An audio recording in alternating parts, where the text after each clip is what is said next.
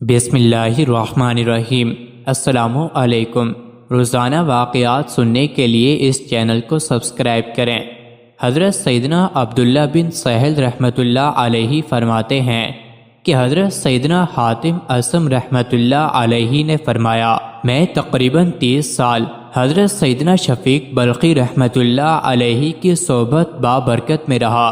ایک دن انہوں نے مجھ سے پوچھا، اے حاتم، تم اتنے دن ہمارے ساتھ رہے، تم نے کیا سیکھا؟ میں نے آپ رحمت اللہ علیہ کی صحبت میں رہ کر جو اہم باتیں سیکھی تھیں وہ بیان کرنی شروع کر دی اور کہا، جب میں نے غور کیا تو معلوم ہوا کہ میرے رزق کا مالک اللہ رب العزت ہے، میرے حصے کا رزق اسی کی ملکیت میں ہے، تو میں اللہ رب العزت کے علاوہ تمام مخلوق سے بے نیاز ہو گیا۔ پھر میں نے دیکھا کہ اللہ رب العالمین نے مجھ پر 2 فرشتے مقرر فرمائے ہیں جو میری ہر بات کو لکھتے ہیں، تو میں نے اپنے اوپر یہ بات لازم کر لی کہ حق کے سوا کچھ نہ بولوں گا۔ پھر میں نے غور کیا کہ مخلوق کی نظر ظاہر پر ہوتی ہے اور اللہ عز و جل انسان کی باطنی کیفیت کو دیکھتا ہے، تو میں نے اپنے باطن کی اصلاح میں تنگ و دو شروع کر دی اور لوگوں سے پہلو تہی اختیار کر لی۔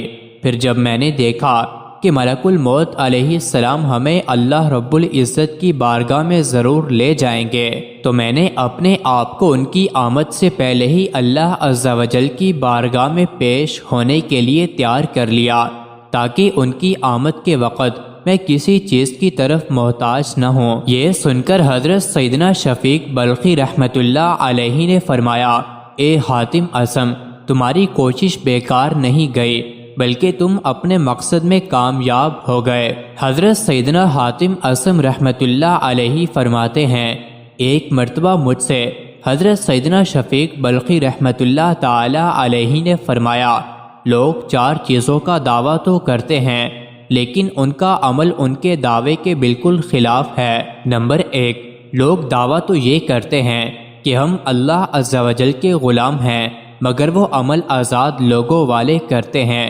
نمبر 2، ان کا دعویٰ تو یہ ہے کہ ہمارے رزق کا کفیل اللہ رب العزت ہی ہے، لیکن وہ اس بات پر مطمئن نہیں ہوتے۔ نمبر 3، ان کا دعویٰ تو یہ ہے کہ آخرت کی زندگی دنیاوی زندگی سے بہتر ہے، لیکن پھر بھی وہ دنیا کامل جمع کرنے میں سرگردہ ہیں۔ نمبر 4، ان کا دعویٰ تو یہ ہے کہ موت برحق ہے، لیکن ان کے اعمال ایسے ہیں جیسے انہوں نے مرنا ہی نہیں۔ حضور صلی اللہ علیہ وسلم نے فرمایا، تم سے پہلے لوگوں میں سے ایک شخص تھا جو ایک پرندے کے گھونسلے میں سے اس کے بچے نکال لیا کرتا تھا۔ اس پرندے نے اللہ تعالیٰ سے شکایت کی۔ اللہ تعالیٰ نے فرمایا کہ اگر آئندہ ایسا کرے گا تو اس کو ہلاک کر دیا جائے گا۔ چنانچہ وہ شخص سیڑھی لے کر اس پرندے کے بچے کو نکالنے جا رہا تھا جیسا کہ پہلے جاتا تھا۔ جب یہ بستی کے کنارے پر پہنچا تو اس کو ایک سائل ملا۔ اس شخص نے اپنے کھانے میں سے ایک روٹی اس کو دے دی اور چلا، حتیٰ کہ جب اس درخت کے گھونسلے کے پاس پہنچا تو پھر سیڑھی لگا کر چڑھ گیا اور بچے نکال لیے، اور بچوں کے ماں باپ اس کو دیکھتے رہے۔ پھر انہوں نے عرض کیا، اے رب، آپ نے وعدہ کیا تھا کہ اگر وہ دوبارہ آئے گا تو اس کو ہلاک کر دیا جائے گا۔ حالانکہ وہ دوبارہ آیا اور بچے نکال کر لے گیا اور ہلاک نہیں ہوا، تو اللہ تعالیٰ نے ان دونوں پرندوں کو وحی بھیجی، کیا تم کو خبر نہیں ہے میں اس آدمی کو جو صدقہ دیتا ہے، اس دن جس دن اس نے صدقہ دیا ہو اس کو بری موت کے ساتھ ہلاک نہیں کرتا۔ مطلب یہ ہے کہ صدقہ کرنے کے دن اس کو عذاب سے ہلاک نہیں کیا جائے گا۔ ایسی ہی ویڈیوز کے لیے چینل کو ضرور سبسکرائب کریں۔